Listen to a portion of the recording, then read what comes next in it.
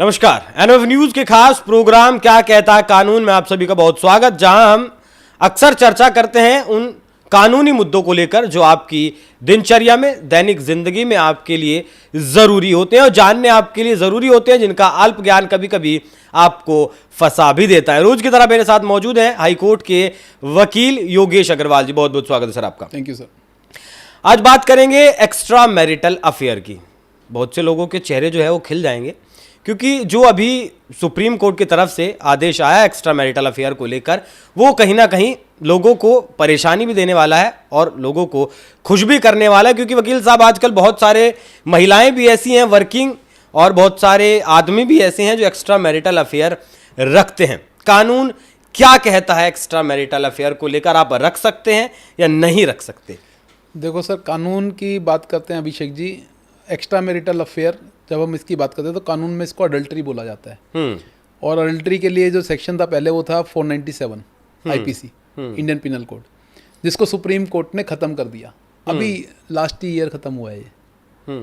और supreme court ने ये बोल के ख़त्म किया है कि ये मौलिक अधिकारों का हनन है। एक आदमी की चॉइस है वो किसके साथ रहे अगर वो अडल्ट है तो। मतलब शादी हो जाने का मतलब ये नहीं है कि अब भाई वो दूसरे पर्सन के साथ नहीं रह सकता है। अब सुप्रीम कोर्ट ने जब ये डायरेक्शन दे दी तो इसका मतलब ये है कि अगर आपका एक्स्ट्रा मैरिटल अफेयर है तो ये कानूनन अपराध तो नहीं है। अच्छा, इसके पीछे कुछ ग्राउंड्स हैं? ग्राउंड्स हैं, मतलब ग्राउंड्स यही थे, मौलिक अधिकार। एक आदमी का फ्रीडम है, आप किसी की फ्रीडम को नहीं रोक सकते हैं। एक अडल्ट आदमी, एक अडल्ट कपल है, वो अपनी मर्जी से अपना जीवन जी रहे हैं। तो मैरिज हो जाने से उसको ये नहीं बोल सकते कि भाई आप अपने मन की इस स्थिति को, क्योंकि बहुत सारे कारण हो सकते हैं ना एक्स्ट्रा मैरिटल अफेयर के। हो सकता है फैमिली में डिस्प्यूट चल रहा हो, इसलिए एक्स्ट्रा मैरिटल अफेयर चल रहा हो उनका। तो जब सुप्रीम कोर्ट ने ठप्पा लगा दिया तो अब ये किसी भी तरीके से अपराध नहीं है, पहली चीज।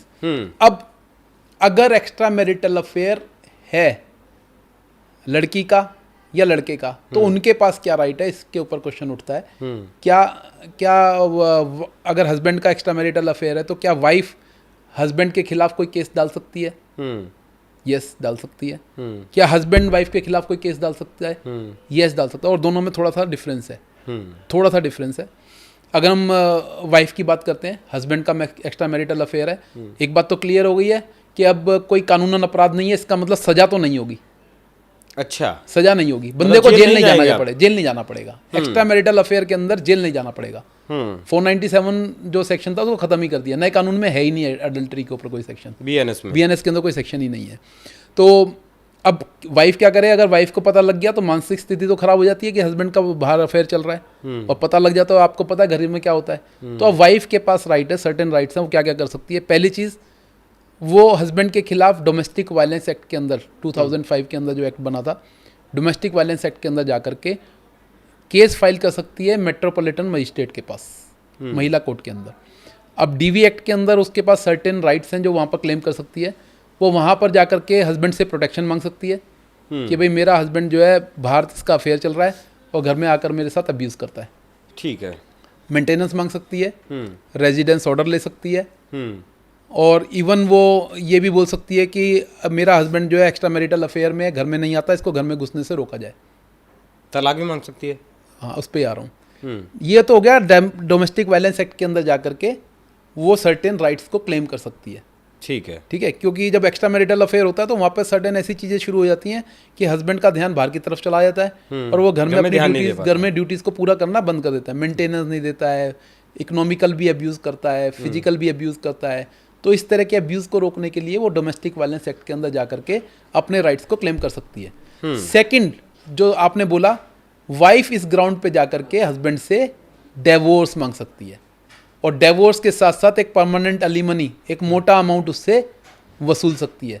मोटा अमाउंट का मतलब है जैसे ऋतिक रोशन ने सुजैन खान को दिया 500 करोड़, तो जितनी प्रॉपर्टी हस्बैंड के नाम पे होगी उसमें से आधी प्रॉपर्टी ले जाएगी वाइफ। आधी ले जा सकती है अलीमनी के तौर पे। आधी तक का उसे अधिकार है? बिल्कुल अधिकार है।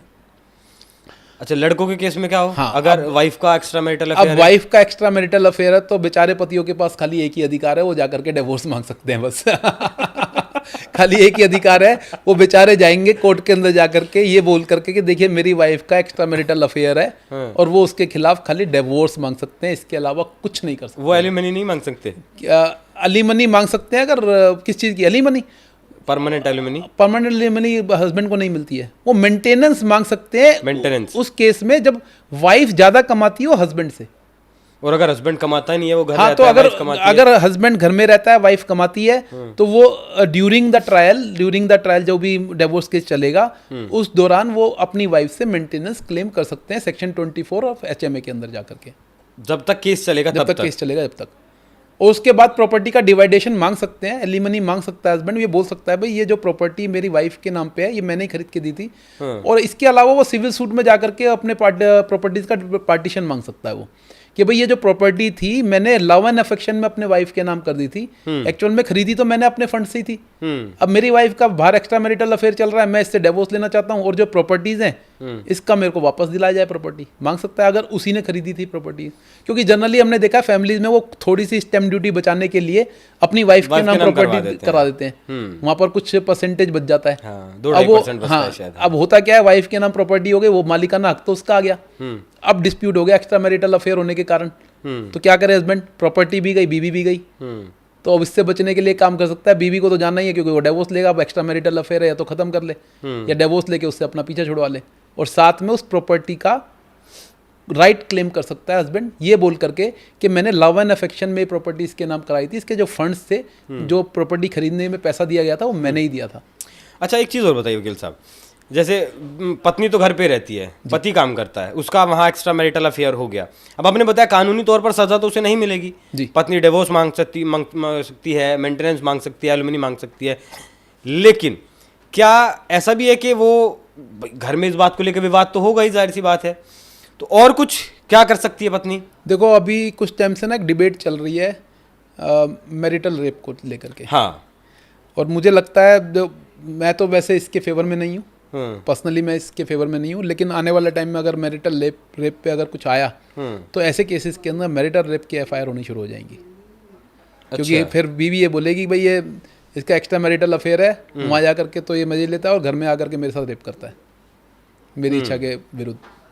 तो देखो अभी तो फिलहाल मैंने आपको बता दिया, फिलहाल के कानूनों के हिसाब से तो उसके पास यही 2 राइट हैं। वो इसके अलावा प्रॉपर्टी में हिस्सा मांग सकती है, एलिमनी मांग सकती है, मेंटेनेंस मांग लेगी, बच्चों की कस्टडी ले जाएगी अपने साथ, प्रॉपर्टी ले जाएगी हस्बैंड की।